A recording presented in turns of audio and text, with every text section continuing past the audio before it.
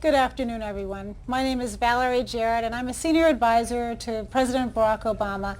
And we are so delighted this afternoon to be here at Facebook. And we thank everyone at Facebook for hosting us. The President just concluded a town hall, and it was terrific. And now we're looking forward to having a panel discussion on women in technology. I want to specifically thank Cheryl for not only being here and hosting us today, but she actually flew out to Washington yesterday to be a part of a discussion that the President had about comprehensive immigration reform.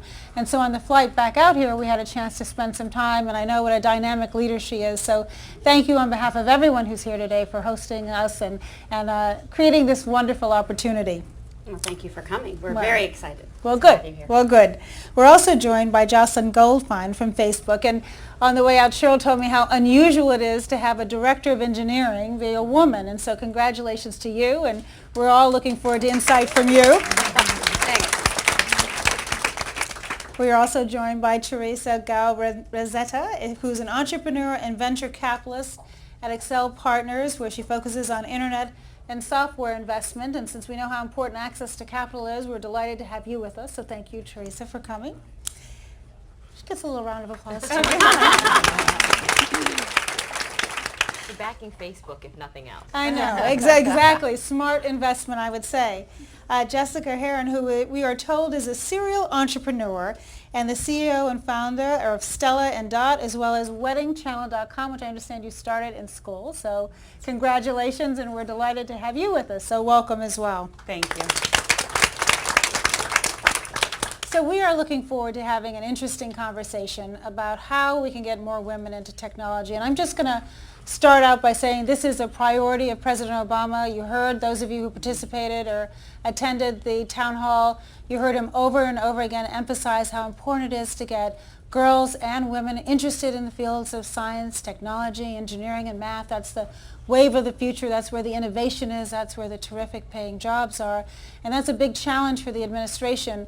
And as I was doing a little research for today, a couple of few facts I thought were pretty telling, shall we say. So first of all, our workforce is now comprised 50% of women. In technology, it's 25%. Now, if you think about it, also, the number of companies that are starting off and getting going that are owned by women, in technology, it's 8%, and the amount of capital that's being invested, a percentage in women-owned businesses in technology is only 5%. So if you look at it from that perspective, you see we really, really have a long way to go. So we're doing a variety of things in the administration. What we're hoping to do in the course of this panel is to engage in a conversation. We're going to be I'm going to do some questions that have been posted on Facebook. We're going to have questions from those of you who are sitting here in the audience. And for those of you who are listening, we are so delighted to have people who are on Facebook and who are going to participate. We'll also have some live questions coming from you. So we're going to manage to do all of that in the course of our time together, and I'm going to keep things going pretty quickly. So let me focus for a second still on what the administration is doing. We have an initiative that is being led by Ursula Burns, who's the CEO of Xerox, who's a wonderful role model, I think, for women and girls. And she's focusing on a project called Change the Equation. And it's a not-for-profit entity that's raising money to focus on over 100 communities where they're going to go into our high schools and try to get girls interested in these fields, because what we're finding, and Cheryl and I also talked about this on the plane, research is showing that at a very early age, as early as 8th grade, girls go on a different path. And so what we want to be able to do is excite them and get them to think it's cool again, as the President said in the town hall. There's money in the President's budget to set up centers around the country, women business centers, to help women entrepreneurs get going, provide them to access to capital. We have a wonderful small business administration that's working on staffing these centers and providing, again, much needed early capital to help women-owned businesses get going. And then we're just investing in STEM education. The President at the town hall mentioned how important it is at a time when we're trying to be fiscally responsible to still continue to invest in education and innovation, because that's the wave of the future. So I'm going to pause with what we're doing and get started a little bit on the questions for all of you that we have here. And I'm hoping that this is my first time, which shows you how technology has been known to escape me, but I've been told that if I just press these buttons, I'm going to be able to do this. And it worked. It worked. So I'm just so happy it worked. I cannot tell you how happy it worked. So my first question is from Amy in Knoxville. And it's a question for all of the panelists, and so I'm going to give you all a chance to jump in. And that is, do you think that making the workplace more flexible for women, like flex time opportunity, can help make it possible for more women to stay in their jobs? The reason why I started with this question, we had a forum in the White House about a year ago on workplace flexibility generally and how really it actually leads to greater productivity. But I'm curious about what you guys think specifically within the technology arena. So let's start with you, Cheryl, since you're our host. So I think the issue is flexibility for parents and both people, both men and women. The number one thing that will help more women stay in the workforce is actually a greater gender balance at home. So in a lot of ways, we've made more progress in our workplace than we have in our home. In the home, if a heterosexual couple both work full-time, the woman will do 2 times the amount of housework and 3 times the amount of childcare that the husband does. And so, basically, he has 1 job and she has 2 or 3.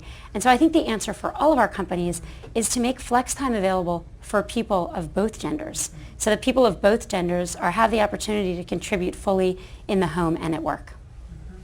What do you think? Absolutely. I mean, it's critical. There's so many talented women that are sidelined because they actually choose to want to spend more time raising kids when they get into their 30s, and they look at rigid options of either stopping out and sitting on the sidelines, and then they find it challenging to get on the same track with momentum when they want to re-enter a few years later.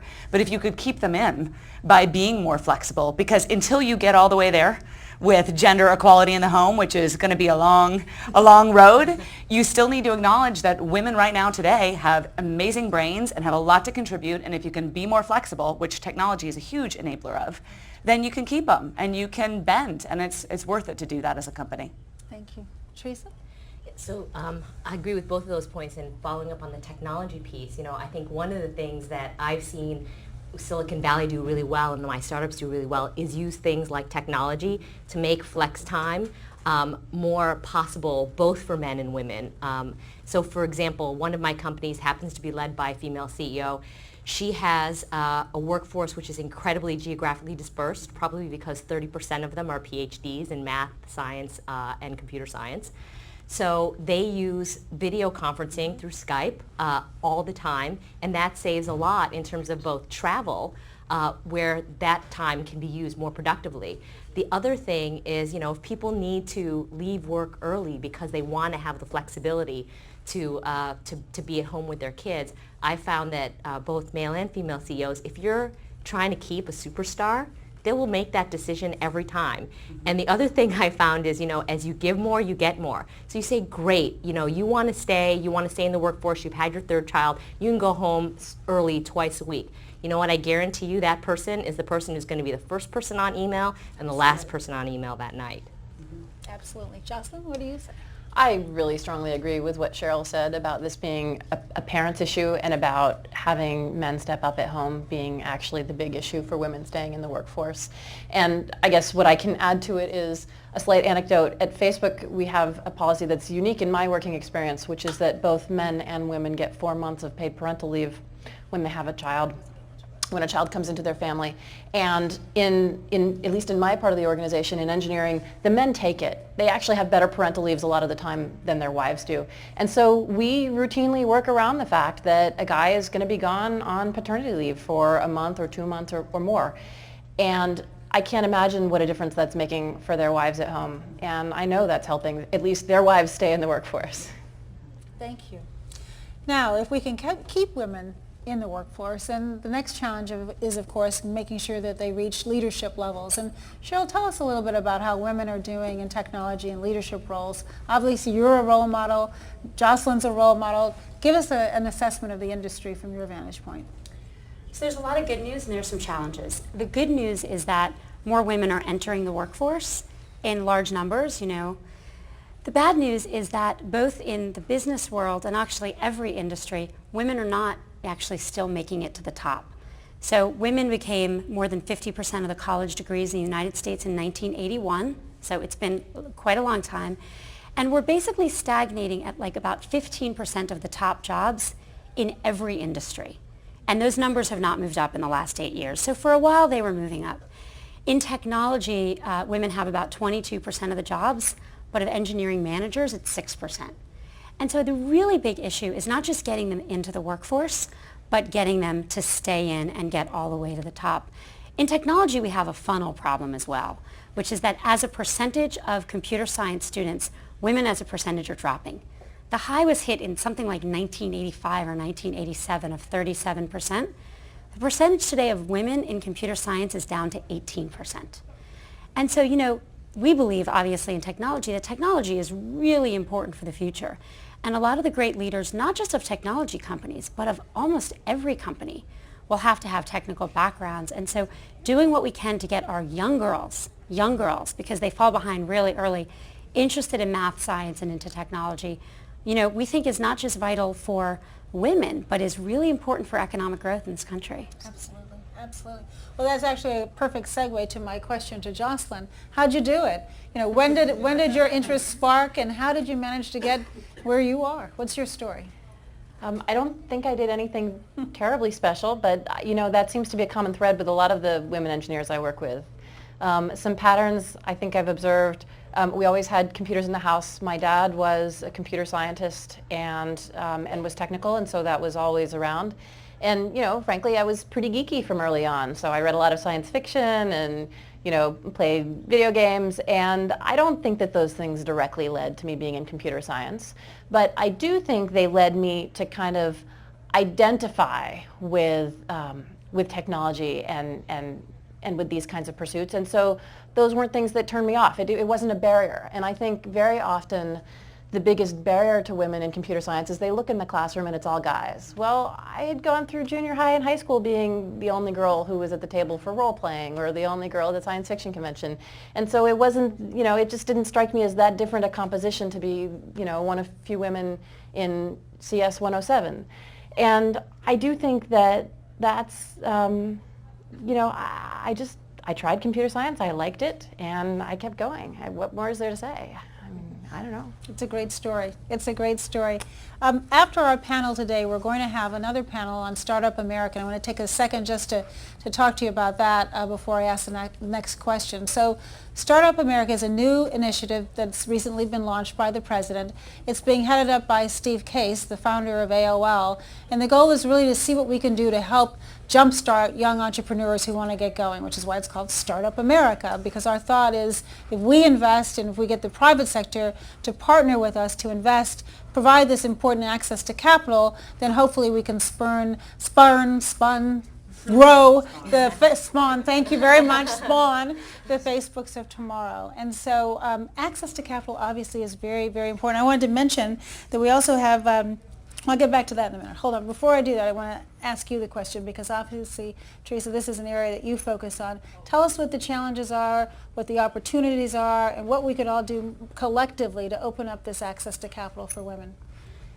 So, this is obviously something that I care a lot about personally and I've thought about for a long time, so it's a great question. I think that there were some stats, and there are many stats that are not so heartening from the past, but recently, in the last 2 to 3 years, I've personally observed a great increase in the number of women entrepreneurs coming to seek venture capital and raising it successfully. And this is really different in the last 2 to 3 years than it was in 1999, 2000, which was when I switched from being on the entrepreneurial side, trying to raise capital, to being on the venture side and investing in companies. And I've seen 2 big trends behind that. One is what I like to call the rise of the entrepreneurial generation, which is people in their 20s, both men and women, in equal parts, see that going out and starting a company is the great thing that they can do right away. It's like the pinnacle of their career. It's what they aspire to do, not to work for other companies. And the second thing is driven by the understanding that women in the social web-driven economy play a critical part in your customer base and are often far more influential than any other constituency within your customer base. On the entrepreneurial generation stuff, both anecdotally and through numbers. So anecdotally, 5 of the last 6 companies that I've personally invested in through Accel have had entrepreneurs all in their 20s. And interestingly, they've been equal, in fact, slightly more female co-founders than male co-founders in that last group. But statistically, what I thought was super interesting was two things. One is, that they want to do this, that this is sort of a really exciting thing that they can do, and I'm sure partially inspired by people like Mark Zuckerberg here at Facebook. But in a Pew study of teenagers about leaving high school, what do you want to do when you get out of college? What do you aspire to be? 70% of them said, I want to be my own boss. I want to start my own company. I want to be like Jessica Heron. I want to start my own company. And then an MIT study by Professor Roberts showed that the age of first entrepreneurs leaving MIT used to be in their 40s. It used to be actually early 40s for men, mid to late 40s for women.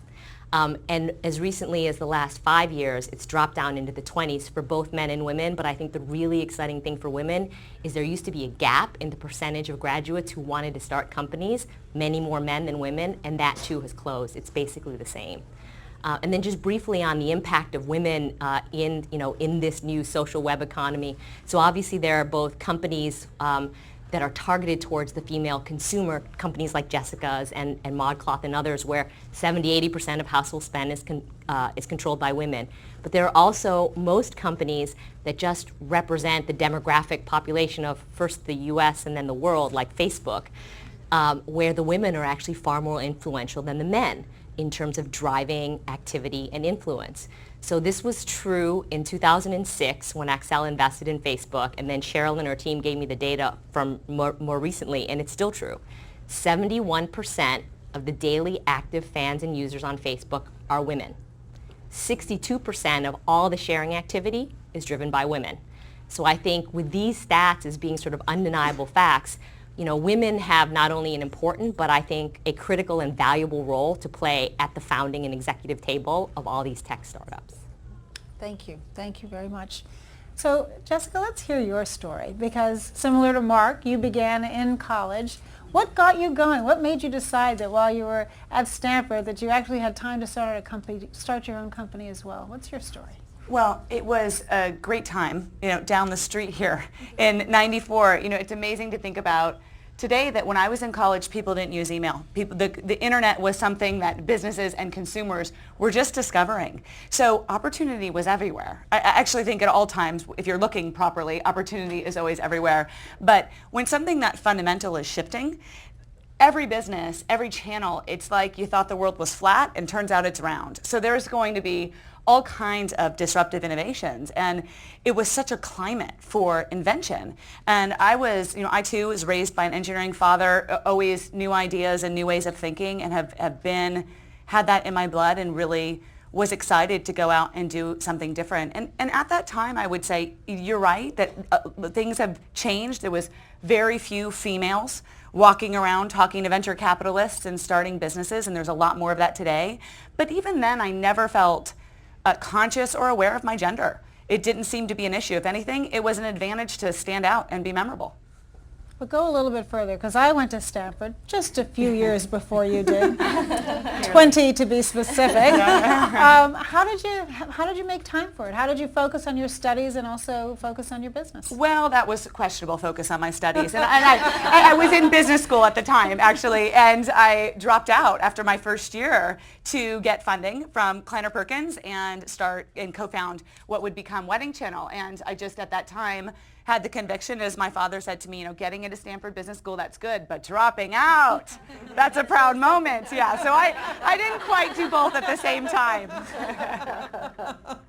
Well, thank you for sharing that with us all. Now, I have a question for the whole panel, because as I mentioned, getting young folks excited about this at an early age is something that's really a priority for the Obama administration, and the President mentioned it in his remarks. But could you share with us what more you think we could do to get more women to go and more girls excited to go into these fields and continue in their studies as opposed to abandoning them at such a startlingly young age? What more could we do? Let's just go around. Whoever would like to jump in. I think there's a lot of positive progress. I know there's organizations that Michelle Obama supports and the Stella Dot Foundation supports as well, Girls Inc.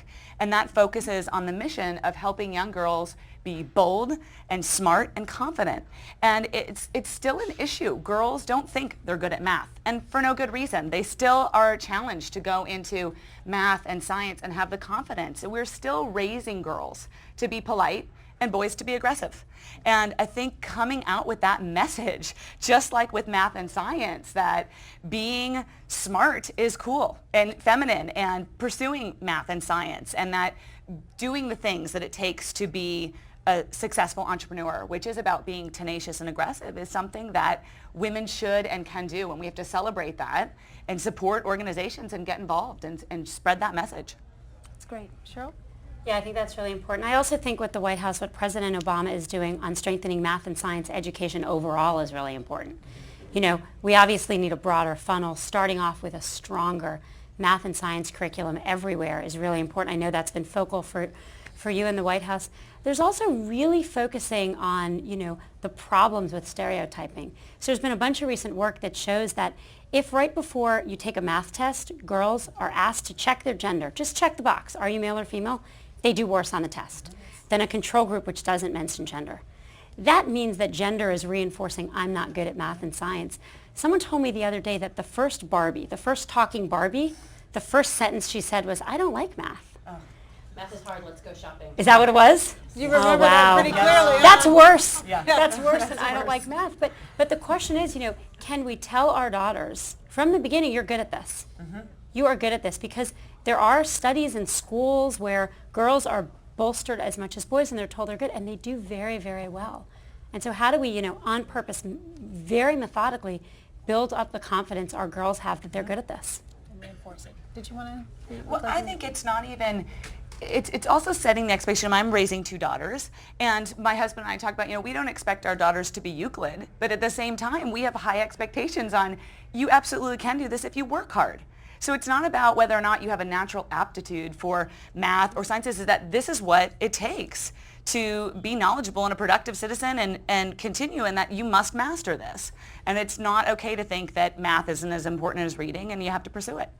Absolutely. So, Jocelyn? I'm also raising 2 daughters. They're 3 and 6, so they're too young to think that they're not good at math yet. My 6-year-old's working on, you know, on addition. The 3-year-old's working on counting. They're both doing great. But what they are not too young for is already to have the notion that they want to behave like girls, and that some things are for girls and some things are for boys. And I was amazed. I was shocked and bewildered to discover how young this starts, that my 2-year-old would start clamoring for pink clothes. There's no DNA for the color pink. That happens because they look around and they see all the other girls wearing pink. And so I do think that it's what starts very, very early, and I think what is an extremely powerful force with young girls is a desire to identify with being female and to do the things that are coded female, and even more so to avoid things that are coded male. And there are so few things that manage to kind of slide through in that unisex category, that very narrow, you know, yellow and green band. And I really think that when I look at technology, it's omnipresent in the household. At least in our, you know,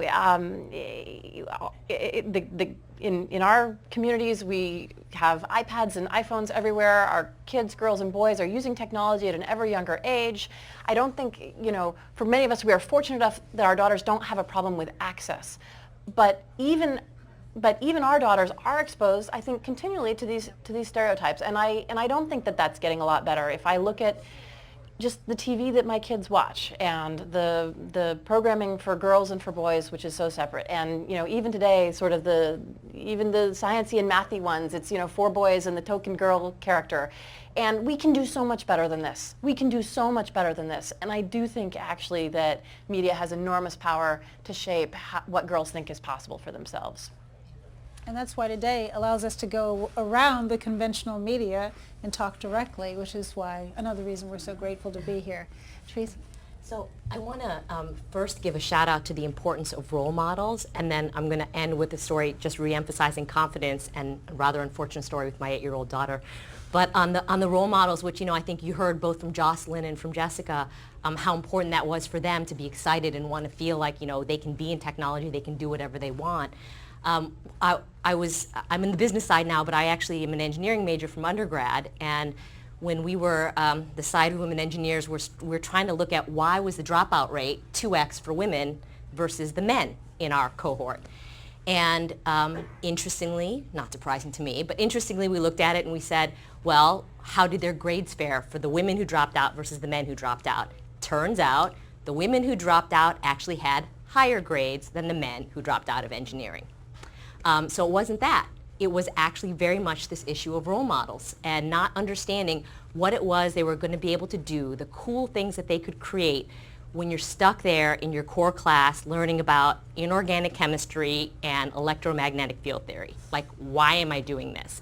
And so all of the women who dropped out had not a single close role model in their family or in their friends who was an engineer or a scientist. So they didn't understand, the wonderful, amazing things, hey, I could be Jocelyn. I could be managing and creating the algorithms for what the Facebook newsfeed is. That's cool. I think my daughter would love that. And all of the men who stayed with it all had a very close family friend or relative who was in the field. And that was the number one single cause for why people stayed versus why they left, and the gender difference. So with that as the backdrop, so my daughter, who's 8, so unfortunately I have no idea where this came from. She was playing this math computer game where you compete with other unknown students to do math problems and see who wins. And she said to me, Mommy, I don't like to compete against the boys because boys are better at math than girls. I was like physically taken aback. I was like, where did that come from? That did not come from me, or where whenever anything breaks, or I'm the one who fixes the stuff in my house, and Jess knows because she knows my husband, and it's kind of the same with her and Chad. Anyway, so I'm like, where is this coming from? She's not seeing this stereotype in our house. So, but it's all about the building the confidence. I said, you know what? How about this? Why don't you just practice more on your own before you compete? See how good you can, get the highest scores you can, then go out there and pick, doesn't matter if it's a boy or girl name, go pick somebody else got a slightly higher score than you and play against them, because that's how you get better at everything, right? That's how you get better at soccer, that's how you get better at math. And sure enough, she did that, and happy ending, which is, now she doesn't even look at what the names are, and she just tries to shoot for people who have, 5 or 10 points higher than her score, and she's so excited that she can beat boys too. Well, that's a good story. And it's actually a good segue into, we're going to go back to the questions that are being posted on Facebook. And this is one from Kelly in Madison, Wisconsin. Kelly, I hope you're watching because we're reading your question. And it's for you, Jocelyn, because we're talking about women as role models for other women. And the question that she has for you is, as a fellow engineer, she says, I'm sometimes discouraged by the lack of female peers and mentors. How have you coped with this over your career? I guess I've been fortunate that I have had great peers and mentors of both genders throughout my career. I'd say actually probably my best mentor ever was a man. He was close in age, and he was my, second or third boss right out of, but it was when I was still a couple of years out of school, and we had a fantastic relationship where we could give each other untrammeled feedback, and I think we both grew a lot as people because of that. So I don't think it's necessarily about that your peers and mentors have to be women so much as that there are people who believe in you and who inspire you with the self-confidence to know that you can do more. That said, I've also been fortunate to work for a lot of companies that have amazing women leaders. The first company I worked for out of school, PCOrder.com, was helmed by a female president, Christy Jones. And I worked for many years at a company, VMware, that had a female CEO. And now, of course, at Facebook, we have Cheryl in the C-suite. So I think, they're there. It doesn't take a lot. And, I think the key is to just build great relationships, great connections with people who believe in you, no matter what their gender is. One more, and then we're going to go to the audience here, or also some live questions that are coming in, too. This one's from Jessica in San Francisco. And she says that there have been angel groups popping up lately that focus on supporting companies led by women. So, Teresa, do you think that this is a good way to help female entrepreneurs, and does it actually work? I think it is a good way. I think there are many other things that we've already talked about in the panel, so it's the aggregation of the network effect of all of those things. So there are some really great groups about that. Things like Golden Seeds, which has 180 women who are current and former executives and entrepreneurs who are funding with their own money $22 million for 36 different startups, which is terrific. But I think really what that speaks to is the idea that if you can get more women to want to start companies, then these women become successful. They invest in other companies in their space, both male and female started companies. But that increases the access to capital and increases the connections to venture, and where you can get even larger capital. because really it's no different than when you think about you're hiring people. You all hire people all the time. If someone refers somebody to you that you trust that person, if Jessica refers somebody to me, that's going to have more impact on the likelihood that you're going to meet with that person and hire that person. It's the same when you're trying to raise capital. So creating these networks of women, whether it's specifically around funding or other networks, Cheryl's done a fabulous job with creating Women of Silicon Valley out here, which is really kind of bringing together both peers and people who are kind of the up and coming rising stars to sort of have role models and see that you can really be successful. I think those are the things that really kind of drive things. And then there's pure old-fashioned networking. Like, I've known Jessica for a long time, and I introduced Jessica to Cheryl last year, and now we're all on a panel together. Absolutely. All right, let's get the audience involved here. Questions from the audience? We have a microphone. We'll bring it to you. Oh, come on, you guys. You have to get involved in this as well. Okay. Oh, here you go. Yes. Hi. Thank you. Introduce yourself to us, please. I'm Gloria Lau. I just joined 2 weeks ago as a technical program manager here. I wanted some advice from all of you about how to propel our careers into the executive level. I was a senior director at NVIDIA before I came here of engineering, and breaking that VP barrier was just so hard. And I just want some advice from all of you. Great. Jocelyn, you want to start?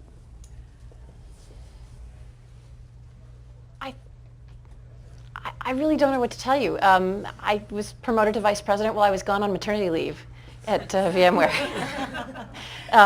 So actually, I also got a promotion when I was gone on maternity leave with my first child. So my husband and I joked that if I just kept having babies, I'd eventually be chairman of the board, and so it goes. I think I don't want to steal Cheryl's thunder because she actually has wonderful and specific advice on this topic that I think is really pertinent. And one of the biggest is just to lean forward, to put your hand up, to take on more, and to do more, and to stand out. And that's easy to say and hard to do. So, I think that that's exactly the right advice, right? Which is just, go for it. Don't think about, just do what you love and follow it, and you'll be great at it, and people will notice and recognize you. So this is a thing that I think Jessica talked about. Sometimes it's an advantage to be the lone female or one of the few females in a specific area. So, I think that can be something that's really an advantage. But I think absolutely it's about, you've got to find the right place, the right company, the right culture that values what you offer, but also the way you want to work. And if you've been terrific and great, I have many stories of women like Jocelyn who've been promoted on maternity leave or on other types of leaves. And that's kind of seen as, frankly, it's good business because that boss was actually trying to make sure that Jocelyn was going to come back. That was smart. And it worked. I'm going to jump in, even though I'm obviously not in technology, since my hand is shaking here, hoping that this works as it has been so far. I would like to brag. But I'll tell you, the first time I received a promotion, I had been working really, really hard, and I'd been doing more work than was my assignment. I was always going beyond the call of duty. And I had a woman who was my mentor. And she said, you should go in and ask for a promotion. And my initial reaction was, well, my boss should see how hard I'm working, right? So he should just give me a promotion. And I was a little grumpy that he didn't seem to recognize that I was worthy. And I thought it would be totally inappropriate to go in and promote myself. And she said, go and ask. The worst thing that he's going to do is tell you no. So I went into my boss and I gave him this long explanation for why I thought I deserved a promotion. And he was kind of half listening to me. And at the end, he said, well, okay. And, I was shocked. But the point is, even if he hadn't said okay, what was wrong with the exercise? And I think women hold back. I think women sit around waiting to be recognized, waiting to be promoted, and you can't, because men don't shy away. If they think that they're deserving, and even if they don't think they're deserving, they're not shy about asking. And if you are following your passion, you're doing what excites you, you're doing a great job, just because your boss doesn't think to recognize you, recognize yourself. Sure. Yeah, I agree with everything that's been said. I think really the challenge for women is about owning success and really believing it. So the data is really clear on this. If men do something well and you ask them why, they attribute it to themselves, their own skills, which is, no, it's good. I mean, it's also, hey, I'm awesome. Why would you ask? Such a silly question. But if women do something well and you ask them about their success, they attribute it to either working hard or external factors. I got lucky, my friend helped me, I worked really hard. And that's both fine, and both of those are appropriate. The problem is, often in order to contribute more, you have to believe you're going to contribute more. And if as a man you believe you can contribute more, and as a woman you think you need to get lucky, you're less likely to raise your hand. And so I think one of the main things women need to do is really try, even if you don't quite feel it, to fake it, to like own your success and believe that when the next problem is there to be solved, you can solve it. And that's, I think, something that we have to work on for ourselves and our female colleagues and for our daughters. Yeah, I completely agree. Getting ahead isn't a gender issue, but it may be traits that leaders need to be promoted in order to lead and manage and motivate a team and make decisions on a larger scale. And if women don't have that as naturally, because again, boys are raised to be more aggressive, they take credit for their work, women are more reticent to do that, then it's just a personal change that you need to take on within yourself and say, I am going to cultivate these characteristics within me that put me in a place of leadership, and just be that. And it does go to what we continue to have to give that message to girls. I don't say to my daughters, don't speak unless spoken to. I tell them, if you want something, go get it. Exactly. That's exactly the message. Do we have any that are coming over live? Let's hear what you guys out in our Facebook audience are thinking. We do. It's a question from Carol Bonds from Kentucky, and I think it's very well suited because everyone on this panel has talked a lot about how at the home we're actually fostering, it sounds like most of you have daughters, how you're fostering and encouraging that growth as young women. But how do educators and how do these, institutions actually help women pursue mathematics and other technical fields from a scholastic standpoint? Good question. Very good. Ideas, Jocelyn? I'll tell you what, I do think that seeing women at the front of the classroom in college teaching these classes makes a big difference. And it is as small as the number of women undergraduates majoring in computer science is, 18%. The numbers in graduate school and the numbers in faculty are vanishingly small. They are single-digit percentages. And MIT has made a big effort to recruit more women into the STEM fields, has turned the tide, has brought, I think, into the sort of 30-40% territory in the last 12 years with a really concerted recruiting effort. And I think that makes an immense difference in attracting women into those classrooms. So that's an important place to start. Thank you. So I would agree. My best friend from undergrad is actually a professor at MIT, and I think that women who are the rare few in that world take it upon themselves and do wonderful things to try to encourage interest in STEM even with younger girls. So she and several other female colleagues open up their labs at MIT once a quarter to girls from middle school at various from South Boston, less equipped schools, shall we say, and bring them in just to teach them that science is fun and science is cool and you can actually do really exciting things.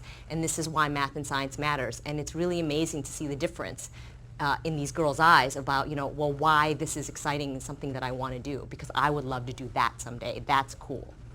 That's great. That's great. Cheryl?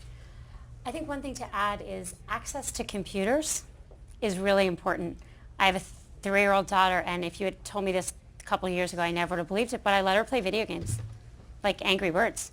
And I do it because every woman I know who actually went into computer science played video games. I think there are a lot of fears parents have about technology. Parents worry about their kids on all kinds of things, and I think they worry more about their daughters. And so therefore they're more protective of their daughters, what their daughters do online, and I actually think that's going to hurt the girls. Not that we shouldn't be protective. I'm a parent. I'm protective. But just access to technology. Kids, every person I know who's a great computer scientist was on a computer for a lot of their day. Mark Zuckerberg will tell you his parents bought him a computer and he sat there. Jocelyn will say, I had a computer. I spent time on it. And so we have to let our kids on computers if we want them to be technical. And we have to let our daughters be there too. And we have to be equally protective of our boys and our girls in order to get to equal numbers in computer science in the classroom. Great. Thanks. Jess?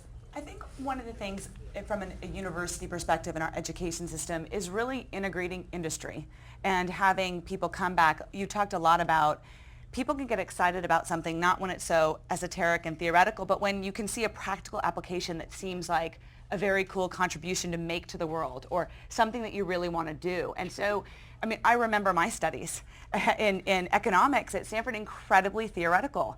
You know, at Stellendot, we're doing a student entrepreneur program and trying to give people real skills, which have a lot more to do with sales than it does science, but because that's really something you need in life, because you've got to also sell yourself regardless of a functional discipline that you go into later on in life. But I do think that all that we can do, right, as people that are already working to give back to the university that you went to spend time with students, to make a curriculum real and interesting and exciting and engaging. I mean, I see that at the elementary level, and try to spend as much time as I can back on campus, because I think that makes a real difference. I think school has to come to life, and when it does, that is something that matters to students and will influence the choices they make. To this point, a couple of weeks ago, I was at the University of Pennsylvania speaking at a colloquium of international university presidents that came in really from all over the world. And we talked about STEM. My whole speech was about STEM education and what we could do. And a couple of the presidents mentioned the fact that they're looking at the initial core curriculum and ways of making those first level courses more interesting, and in the thought that they can capture girls early on. And that their theory is that if it's not interesting in that initial introduction, that girls will say, well, that's not fun, and they'll go do something else. Whereas boys, if it's not interesting, that's okay with them. They'll just keep doing it if it's what they think that they want to do for a career.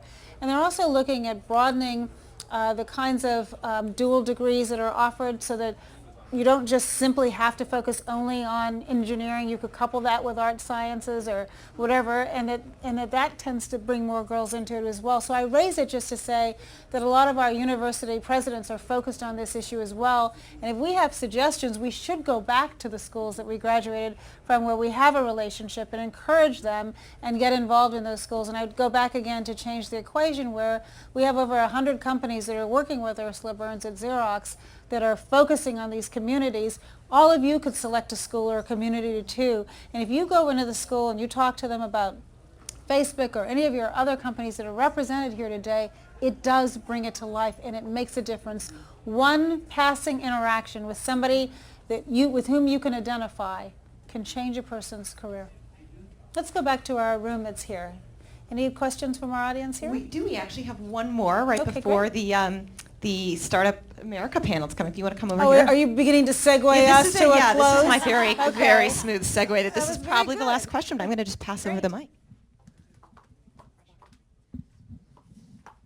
Hi, I've noticed, and one of the hallmarks of Silicon Valley is comfort level with making mistakes and failing, or not even failing, but maybe recognizing that you might have done things differently. Do you think that there's a difference in perception of women when they maybe make mistakes and have to shift gears than there is of men? And do you think men sometimes are given more of a benefit of the doubt anywhere along the way, and how that might be changed? It's an excellent question. Let's everybody take a turn on that one.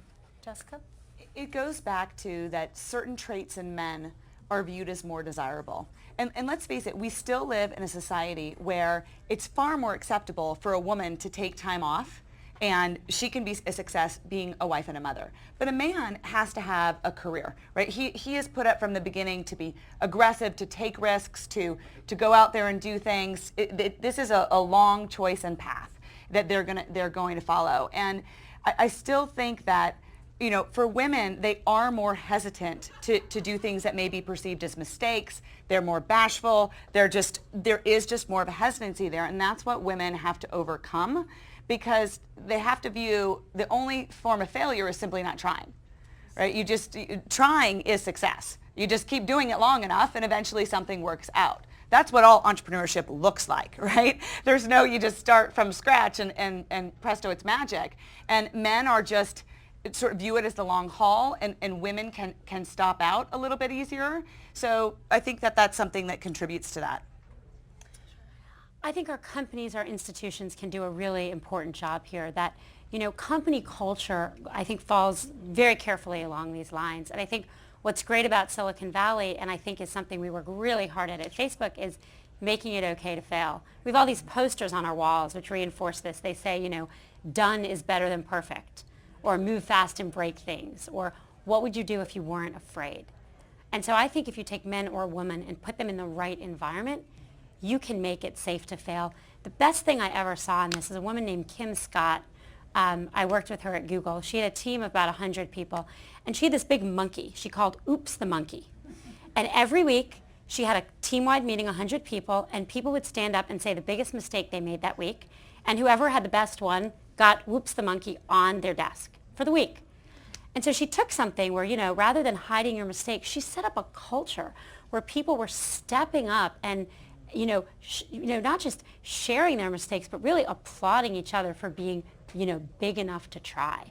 And that's something, Facebook worked really hard at. I think companies that are successful need to work really hard because you don't want employees or coworkers who are leaning back. You want people who are leaning in. Absolutely. Jocelyn, or should I say the one? I'm a big fan of this comic strip called XKCD, which you can find at xkcd.org, and it's a geeky comic strip. There's this one panel that has really stuck with me. There's these two stick figures that are male, and one of them is doing a math equation on the board, and he's made a mistake. And the thought balloon over the other guy is, what an obvious mistake. This guy is bad at math. Then you have the exact same panel, but the one with the math problem and the mistake is female. And the thought balloon says, what a dumb mistake. Women are bad at math. And I think this goes sort of straight to the point of your question, which is, yes, I do think that we suffer from stereotypes and we suffer from bias in which if a woman makes a mistake, it's taken as evidence that women are no good at blah, as opposed to it just being, hey, her mistake. And so I do think that when we're in a field where we're a small minority, we do, I think, tend to feel self-conscious that we are representing not just ourselves, but in some ways all of womankind. And I think there is a really enormous difference between being the only woman in the room and being one of 2 or 3 or 4 women in the room.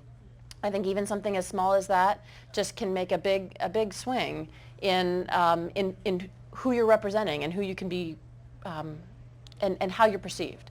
And so I think that we have a little bootstrap problem here, right? Which is we're at this tiny number of CS majors, 18%, and if we could just increase that a little bit more, back to 36%, back to 40%, we don't have to get to 50-50, we don't have to get to 60%, which is the representative percentage of all female college students. If we could just get the numbers up above being that kind of only 1 or 2 in the room, I think that we could maybe break that cycle a lot better. Just following up on that in terms of the difference that you see when there's more than one woman in the room. I'm on a bunch of private company boards, and there's also studies that actually back up Jocelyn's stuff. So there have been several studies on public company boards, I know Cheryl's on several of them as well, where if there's only one female board member, the contribution by that board member and the perceived contribution of the other non-female board members of the female is much less. And it's because I think the woman feels like, well, whatever I say, I'm like representing my entire gender. And so she's less likely to speak up and say things, which is incredibly unfortunate. But as soon as you get 2 or 3 on the board, you see a massive difference.